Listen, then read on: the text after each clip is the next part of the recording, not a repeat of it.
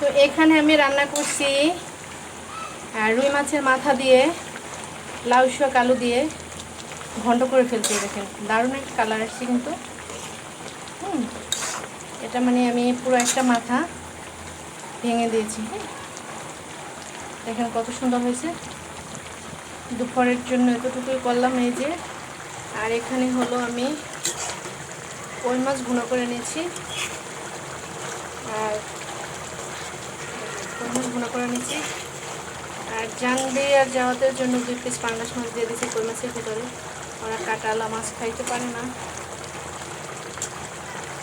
সেজন্য হয়ে গেছে প্রায় ভুনা। এটাও কিন্তু দারুণ সুন্দর।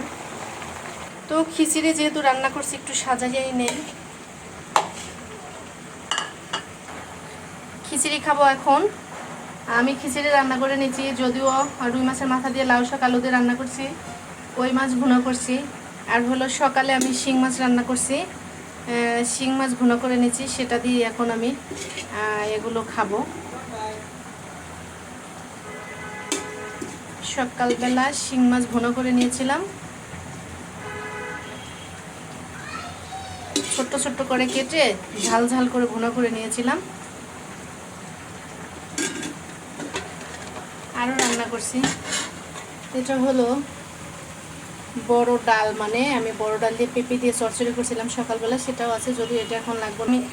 আমি এটাই খাবো, শিং মাছ দিয়ে খিচুড়িটা খাবো গরম ভাতের সাথে। এটাও হয়ে গেছে, লাউ শাক দিয়ে মাছের মাথা, মাছ ভুনোটা আমার হয়ে গেছে। তো এই তো দুপুরের জন্য এতটুকুই।